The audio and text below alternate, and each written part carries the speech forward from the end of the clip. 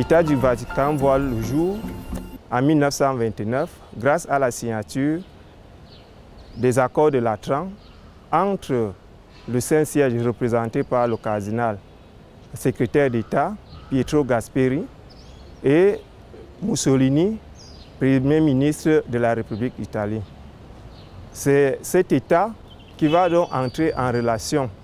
Et c'est le Saint-Siège qui établit des relations diplomatiques entre l'État du Vatican et les autres entités temporelles du monde. L'Église est en Afrique au service de la réconciliation. From a socio-cultural and a socio-political context, Cameroon is a very unique country with so much diverse religious entities in Cameroon. And if we're seeing Cameroon having some form of dialogue, this model has interested the Vatican in which they can copy some of the things that Cameroon is practicing.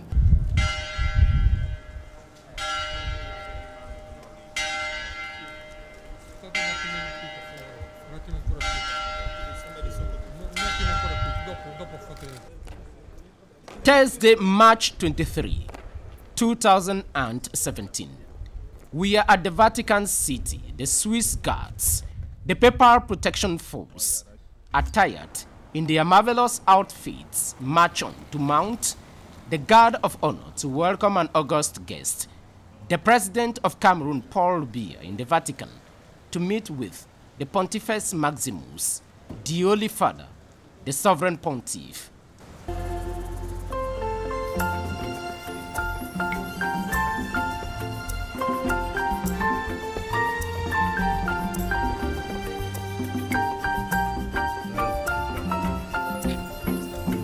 L'Église est en Afrique au service de la réconciliation, de la justice et de la paix.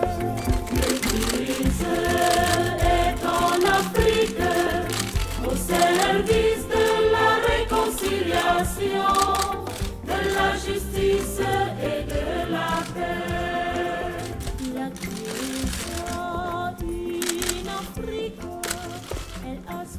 Amongst those who welcomed President Paul Biya at the Vatican on this visit to the Holy See is the then Vatican Chief Protocol Officer, today the Apostolic Nuncio to Cameroon and Equatorial Guinea.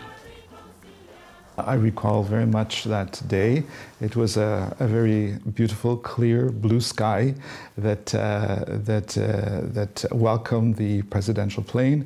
I remember standing at the steps of the plane and welcoming the president and the first lady as they came off the plane. And a child came up and presented some flowers. The ambassador, Antoine Zonga, was there, His Excellency. And there was a number of other ambassadors of African states which were also present because His Excellency Paul Biya was highly respected, if I can say in the good sense, elder statesman of the continent. And so it was a big thing, not just for Cameroonians, but also for the African diplomatic corps accredited to the Holy See. And there's a number of ambassadors. There's about some 15 African ambassadors that are resident accredited, and then there's the others that are non-resident. But it was a gathering of the continent in the Holy See. And of course, they were overjoyed with the possibility of meeting with the Holy Father. The meetings went very well. They met with the Holy Father, they met with the Cardinal Secretary of State, and also with Archbishop Gallagher, which is coming later on in the year. And it was an occasion to, if you like, look at how we've developed over the years. And in fact, at that occasion, the accord was certainly encouraged. Cameroon and the Vatican established formal diplomatic relations in 1966. The past and current Cameroonian leaders have been to the Vatican, the smallest state in the world, established by the 1929 Lateran Treaties. Le Cameroun et le Saint-Siège, c'est une relation de longue date. Du point de vue de l'histoire, il faut savoir qu'au moment de l'indépendance du Cameroun, le pape, n'est-ce pas, le pape Paul VI, s'était fait représenter par Monseigneur Jean-Marie Maury, qui est venu au Cameroun en décembre 1959 pour célébrer avec les Camerounais l'indépendance de notre pays.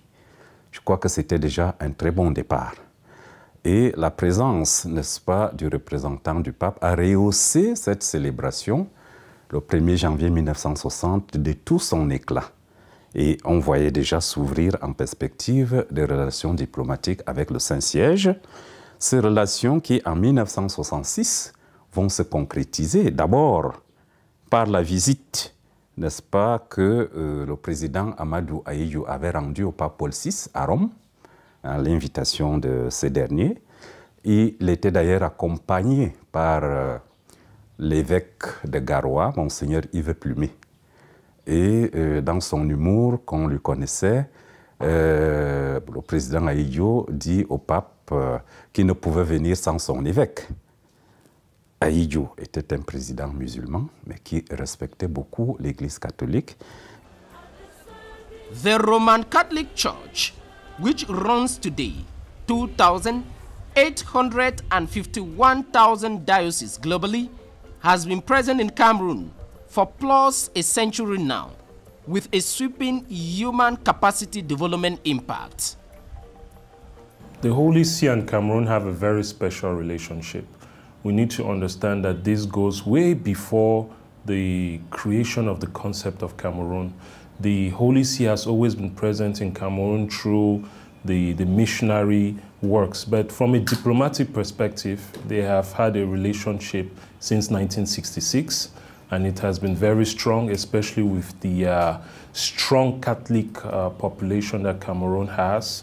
The diplomatic relationship has been excellent. We have seen different state visits from the popes and the President of the Republic to the Vatican, and we have seen so many initiatives that have been done which shows the strong and special bond that the Vatican has with Cameroon.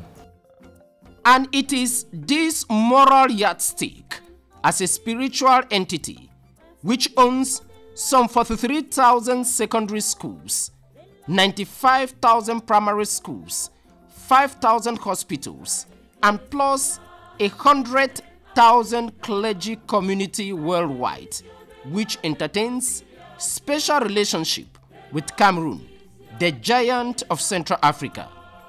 Elle est unique d'abord à cause de la nature même du Saint-Siège, la nature de l'Église catholique. C'est la seule organisation religieuse qui a accès aux relations diplomatiques. Et cette relation est unique dans la mesure où, bien avant l'établissement de relations diplomatiques officielles entre l'État du Cameroun et le Saint-Siège, en 1966, le Cameroun et le Vatican entretenaient déjà des relations. Ces relations remontent à l'arrivée et à l'installation des premiers missionnaires en 1890, puis c'est poursuivi par les délégations apostoliques de Dakar, de Lagos et de Yaoundé. Cette relation est donc unique. Elle est unique parce que les souverains de ces deux entités ont toujours eu à se rendre visite mutuellement. Le président Ahidjo, bien qu'étant musulman, s'est rendu au Vatican et a été reçu le 15 septembre 1966 par le pape Paul VI. Son successeur, son Excellence, M. Paul Biya, lui a emboîté le pas au moins à 6 reprises. Today, with about 30 million people, Cameroon is one of the fewest countries in Africa with an exceptional papal visit record, where important decisions were taken concerning the life of the Church, like the post-synodal exhortation and instrumentum laboris, the working document. The relations with the Holy See and the Republic of Cameroon are excellent. We go back a long time, even before the states were recognized. And as it is well known to everybody, the Church is very much involved in the field with healthcare, education, and with social engagement in order to help and assist. It's a perfect partnership because it is a partnership of the Church in Cameroon, which is in partnership with international assistance. So it's really a partnership of Cameroonians for Cameroonians, Catholic Cameroonians, and our schools, our healthcare facilities, our social outreach is available to everybody without distinction of religion, origin, ethnicity, or anything like that. And as it is well known, our schools have so many who come from so many different traditions, and they are all welcomed and they all receive the same kind of education or the same kind of health care. Lorsque le président Paul Biya accède au pouvoir en 1982, étant lui-même fils de l'Église, ayant eu comme père, n'est-ce pas, un auxiliaire de l'évangélisation, un catéchiste, le père Mwondo Assam, le président Paul Biya va, n'est-ce pas, intensifier, va faire en sorte que ces relations évoluent de manière très positive. Et on va le voir très rapidement. Les premiers signes, c'est que le pape Jean-Paul II rend visite au Cameroun, la première visite en 1985. Vous voyez, il revient au Cameroun en 1995 pour venir promulguer les résultats de la première assemblée synodale pour l'Afrique, n'est-ce pas? Et c'est le Cameroun qui aura l'honneur de recevoir les résolutions, n'est-ce pas, du synode sous le titre de Ecclesia in Africa. To capitalize on the already solid base of their connections, Cameroon and the Holy See, on January 13, 2014, signed a framework agreement, all as sovereign entities in the concert of nations. The 2014 framework agreement formalizes the relationship between Cameroon and the Holy See. It recognizes the authority, the sovereignty of both entities, and it recognizes the areas of cooperation in regards to education, healthcare, social service, and other forms of development which will interest both parties. So it is a very strong framework between the two entities. Dans cet accord-cadre, le Cameroun reconnaît la souveraineté de l'Église catholique dans sa sphère, c'est-à-dire comme une souveraineté spirituelle. Le Cameroun reconnaît un certain nombre de libertés à l'Église catholique. C'est-à-dire que le Saint-Siège qui exerce le gouvernement de l'Église a le droit de créer, de supprimer, de réorganiser les circonscriptions administratives, de nommer, d'attribuer des fonctions aux évêques, de recevoir même la démission de ces évêques. Et le Cameroun, pour que le Saint-Siège mène cette activité, il fallait véritablement une reconnaissance pour qu'il n'y ait pas véritablement de problème. Toutefois, chaque fois que le Saint-Siège exerce cette compétence, l'accord prévoit qu'il doit informer les autorités camerounaises avant la publication de tels actes. We have different institutions in the Church that become recognized as institutions, registered and recognized, and go as far, in some cases, as being recognized as of public utility, which means that they have a charitable end to them. And this means that everything that can be given to assist goes further and can assist more. So, and as far as the accords, be it in healthcare or in education, there are obviously specific accords that come out of that. So the Accord CAD kind of opens a series, if I can say, windows and doors that can be further built on in the future. And we can cooperate in so many fields which can open up basically windows and doors to the Universal Church throughout the world, but also to other institutions, be it from the international organizations, which look at this approach as a sign of if I may say it, moral authority, and would be looked at very favorably. So it has been very much in favor of Cameroon. The framework agreement between Cameroon and the Holy See, signed in 2014 for Cameroon by then External Relations Minister Pierre Nchumbonga and then Apostolic Nuncio to Cameroon and Equatorial Guinea, Piero Piopo, defines the legal layout for both parties in the areas like judicial, educational, and spiritual cooperation, as well as political and diplomatic operations. The Holy See entertains international agreements for centuries. It is an international entity, it is a state, and it entertains international diplomacy and agreements such as this one.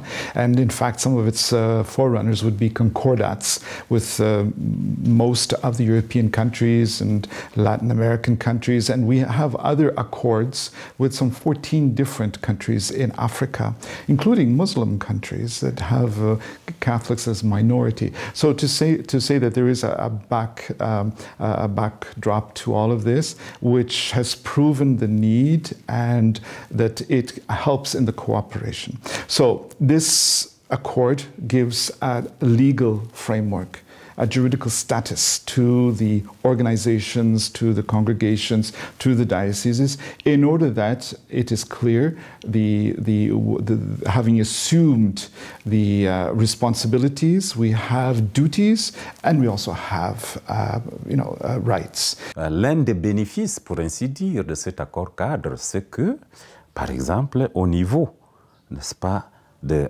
affaires juridiques, au niveau des tribunaux, n'est-ce pas, les questions qui concernent spécifiquement l'Église catholique au Cameroun sont laissées, n'est-ce pas, à la portée de l'Église. S'il y a une congrégation qui a une difficulté quelque part,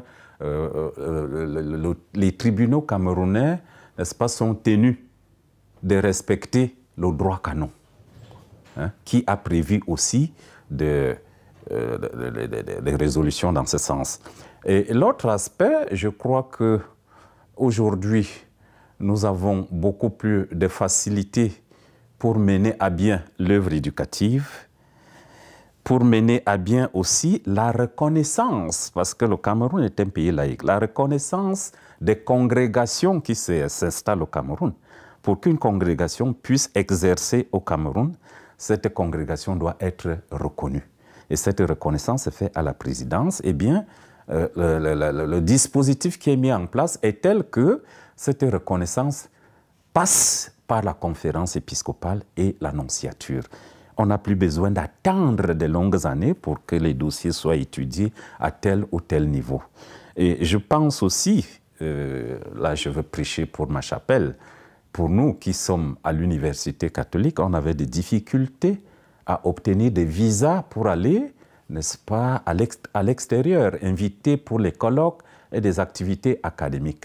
Aujourd'hui, la nonciature se charge de régler ces problèmes pour nous, de manière à ce que, bon, les déplacements sont facilités. Today, the seats of the church, which were first firmly implanted in Bojongo, southwest region of Cameroon today, and Marienberg, in the littoral region today, count plus 20,000 men and women in religious orders in the country, more than 500 priests in the 5 ecclesiastical provinces with many dioceses. Vous savez que pendant la période coloniale, les écoles dites à l'époque écoles publiques ou écoles coloniales n'existaient que dans les grandes villes. ce sont les missions catholiques, n'est-ce pas, créées dans l'arrière-pays, où il n'y avait aucune structure scolaire qui ont, n'est-ce pas, éduqué les masses, qui ont éduqué les jeunes. Et je pense que la plupart des hommes politiques côté catholique, n'est-ce pas, qui ont émergé à la veille et pendant l'indépendance, ont été scolarisés dans les écoles de brousse.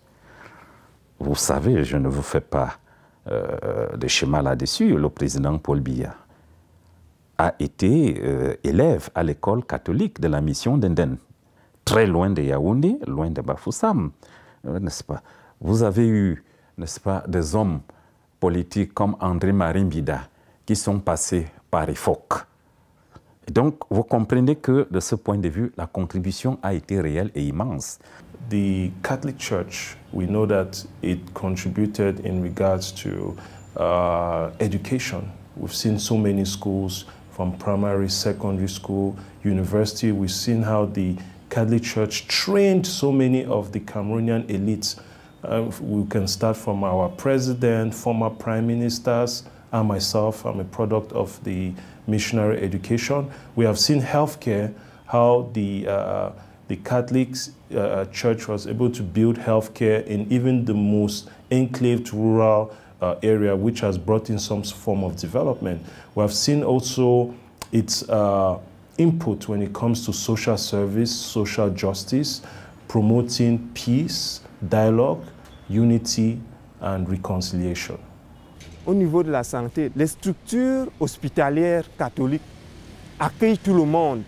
On les voit, on voit les dispensaires catholiques, les hôpitaux catholiques. On peut, ici à Yaoundé, témoigner avec le dispensaire de Mvolier, on voit le casque de Nkondongo, on voit les sœurs hospitalières, Benoît Méni et même au Bac. L'Église catholique a contribué à ces niveaux. Elle contribue encore au niveau du développement économique. Beaucoup de congrégations religieuses ont des exploitations agro-pastorales et mettent sur le marché des produits bon marché, forment des Camerounais à la culture. Et il y a beaucoup de paroisses qui contribuent. Cameroon has a very special place in the church, and in fact what you have just cited is proofs and facts that contribute to this. Well, on first view, it's true that there is a significant part of the population that is of the Roman Catholic tradition, and so that certainly is an important part. But besides that, the country has characteristics that are very, very interesting. It is bilingual, English and French, but also has over 250 ethnic origins and families. It is also a country that extends from the Atlantic through to the heart of the continent. And so it really is a reality that touches many other regions of the continent. And so we want to see Cameroon in a very good situation so that it can also be an example for others in the different regions that it touches. À l'occasion de ce 10e anniversaire, nous devons nous pencher sur des questions beaucoup plus particulières.